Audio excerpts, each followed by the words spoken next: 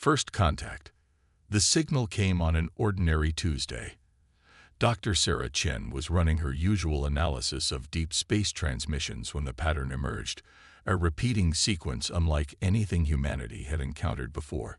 As she stared at her monitor in the silence of the Arecibo Array's control room, her hands trembled slightly. After 15 years of searching the stars, they had finally found something. Within hours, the world's leading cryptographers and linguists were working to decode the message. It took 3 days to understand its horrifying contents. An advanced civilization called the Viridians was facing extinction. Their star was dying far faster than their models had predicted, and they had neither the technology nor resources to evacuate their population of 8 billion. The message wasn't meant for humanity specifically.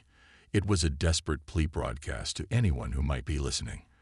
But humanity was listening, and for the first time in history, the nations of Earth united under a single purpose. President Torres addressed the United Nations emergency session with unprecedented directness. We are their only hope. The question isn't whether we should help, but how quickly we can mobilize. The logistics were staggering. The Viridian system was 40 light-years away, and humanity had never attempted anything close to this scale of interstellar travel. Dr. Chen led the communication team, working tirelessly to establish a more direct link with the Viridians.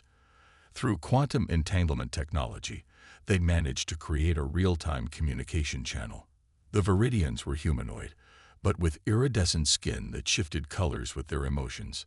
Their civilization was older than Earth's, but they had focused their technology on different paths, mastering biological sciences while lacking in propulsion technology. The greatest minds on Earth worked around the clock.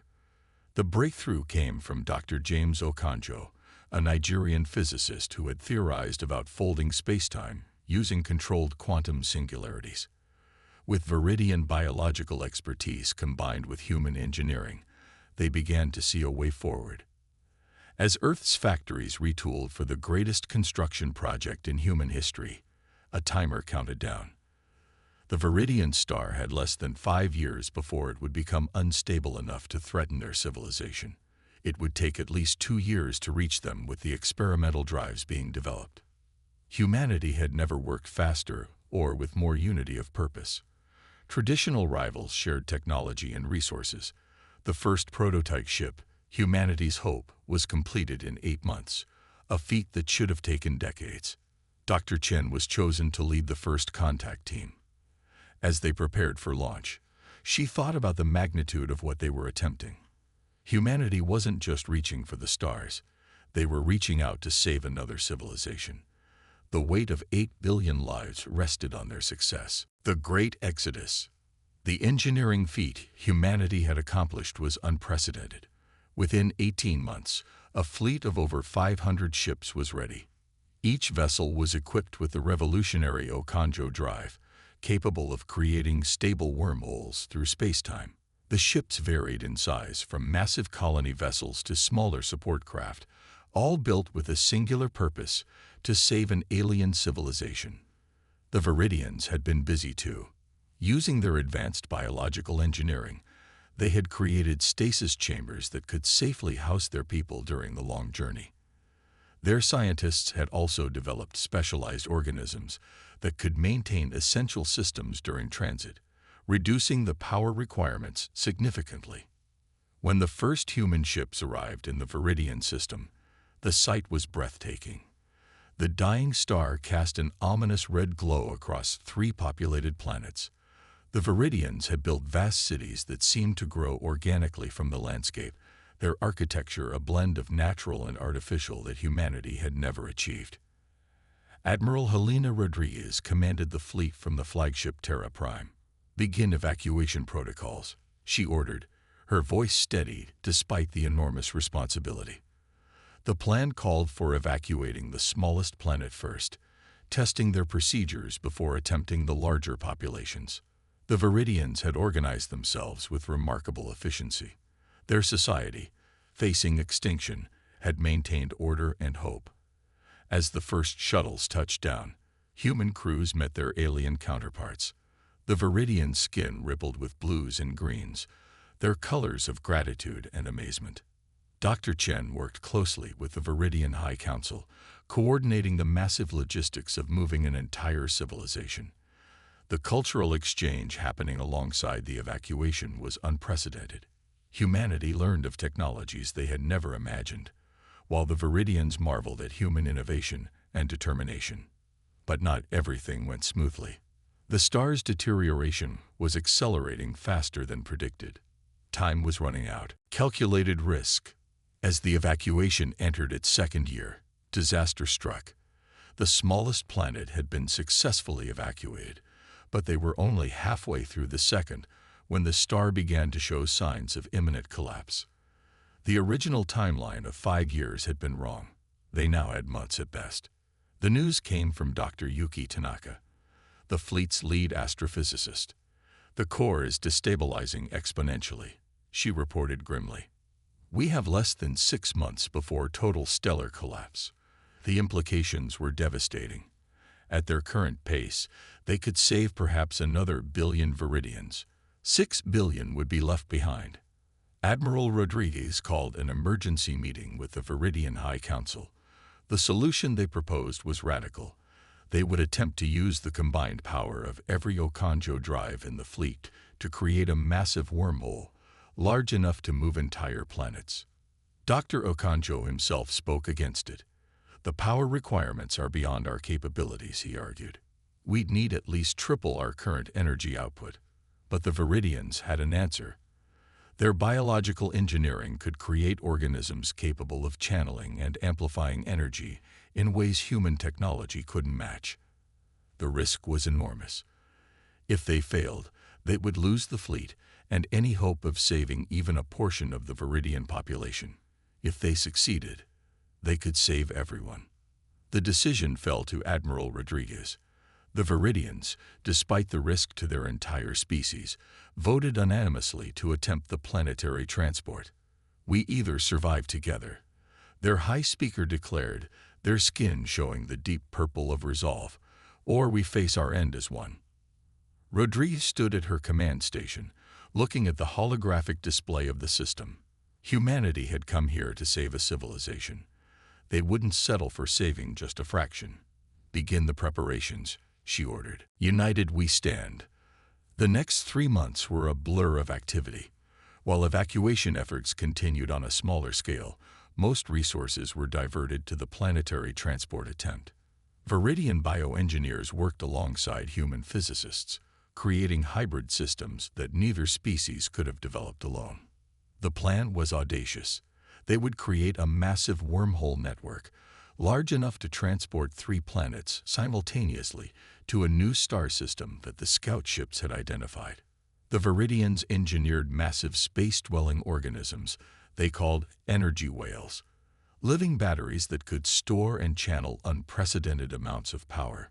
The human fleet arranged itself in a complex geometric pattern around the planets, each ship connected to others by Viridian bioconduits. The energy whales, each the size of a small moon, took position at key nodes in the network. Dr. Okonjo's calculations had to be perfect. The slightest misalignment could tear the planets apart. As they approached the critical moment, the star's activity became increasingly erratic. Massive solar flares threatened the fleet. The Viridian's youngest planet was evacuated completely, its population temporarily crowded onto the other 2 worlds. This planet would be their test. The first attempt failed catastrophically. The wormhole collapsed almost immediately, the backlash destroying 3 ships. But the failures provided crucial data. The Viridians' bioengineers made adjustments to their energy whales, while human engineers refined the wormhole harmonics. Admiral Rodriguez walked through the crowded halls of Terra Prime, seeing humans and Viridians working side by side, neither species showing any hint of giving up. Humanity's determination had met its match in Viridian resilience.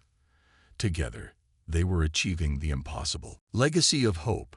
The final attempt came with less than a month to spare. The star was visibly unstable, its surface roiling with massive storms of plasma. Every ship in the fleet was in position. The energy whales pulsed with stored power, their massive forms glowing like new stars. Dr. Chen stood at her station, coordinating communications between all elements of the vast network. Every human and Viridian involved knew their role. There would be no second chance. The signal was given. Energy surged through the bioconduits. The Okonjo drives activated simultaneously, their combined power amplified by the energy whales. Space itself seemed to scream as the fabric of reality was torn open. The wormhole that formed was beautiful and terrifying. A swirling vortex large enough to swallow worlds. The smallest planet went first, its passage causing gravitational ripples that threatened to tear the fleet apart. But the network held. The second planet followed, its larger mass straining the wormhole to its limits. Ships' hulls groaned under the gravitational stress. Several energy whales died, their massive forms dissipating into space, but their sacrifices maintained the network's stability. The final and largest planet, holding the bulk of Viridian civilization, entered the wormhole just as the star began its final collapse. The combined gravitational forces threatened to destroy everything they had worked for. Admiral Rodriguez ordered all power diverted to maintaining the wormhole, even life support. "We succeed together," she declared, echoing the Viridian High Speaker's words, "or we face our end as one." In the new star system, 3 planets emerged, their orbits settling into stable patterns around a healthy young star. The fleet followed, many ships damaged, some lost, but the bulk of both human and Viridian civilization intact. The impossible had been achieved. 2 species, strangers to each other just years before, had combined their strengths to achieve something neither could have done alone. As the Viridians began to adapt their new worlds, their cities growing from the virgin soil, they insisted that human colonies be established alongside them. Dr. Chen, watching the sunset on the largest Viridian world, now named Unity, reflected on how far both species had come. Humanity had reached for the stars not to conquer or explore, but to save others. In doing so, they had gained something precious. Proof that different species could work together, combining their strengths to overcome even the greatest challenges. The legacy of the Great Exodus, as it came to be known, shaped human and Viridian society for generations to come. When other species were discovered, both races remembered their own history and reached out with open hands rather than closed fists. The stars had once seemed like a vast, empty ocean separating civilizations. Now they were bridges, connecting species in a growing community of cooperation and hope. In the end, humanity hadn't just saved another species, they had helped create a future where no civilization would have to face extinction alone. The message sent into space generations ago had been answered, and the answer had changed everything.